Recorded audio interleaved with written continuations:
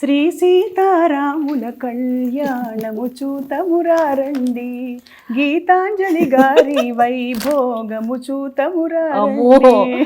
అప్పుడు నేను పాడలేను అనుకుంటున్నారా?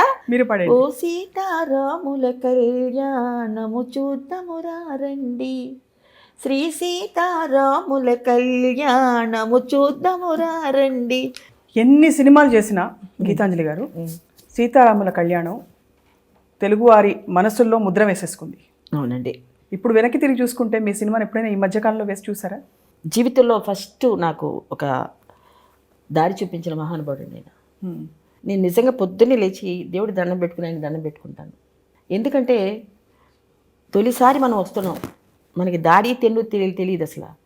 అలాంటి పరిస్థితుల్లో చిన్నవాళ్ళం, చిన్న పిల్లలం. మా ఫాదర్ మదర్ ఏదో మమ్మల్ని పెంచి పెద్ద చేసి ఆర్టిస్టులు చేయాలంటే ఒక్క దిక్కు లేదు మాకు అప్పుడు. అలాంటి పరిస్థితుల్లో ఒక చిన్న సాంగ్ చేశాను, రాణి రత్నప్రభ.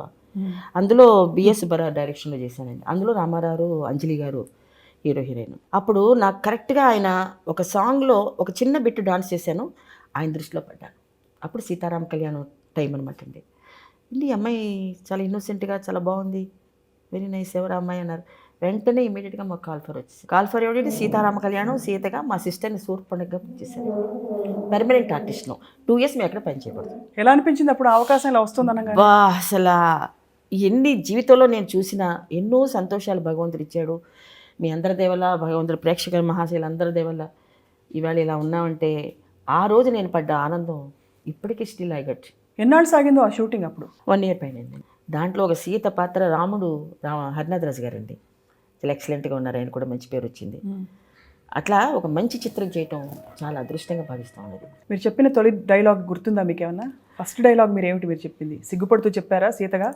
లేదు, ఫస్ట్ డైలాగే ఆయన నన్ను అంటే నన్ను పట్టుకుపోవాలని ట్రై చేస్తారనమాట. మాతులింగి క్యారెక్టర్ అది.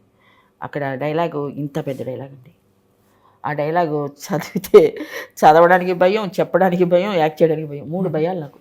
ఆయన ఇలా గద పట్టుకుని నుంచుని మాతులింగి నిన్ను అని అనేటప్పటికీ నేను నువ్వేంటి చెప్పేదే అన్నట్టుగా ఒక డైలాగ్ ఉంటుంది అనమాట. ఓహో, ఇంకా నా కండిషన్ ఎన్టీ రామారావు అది రామారావు గారు ఫస్ట్ పిక్చరు, గురువు గారు అనేటప్పుడు నేను ఎలా మాట్లాడేది, అమ్మా నువ్వు చెప్పు, no you have to do అన్నారు.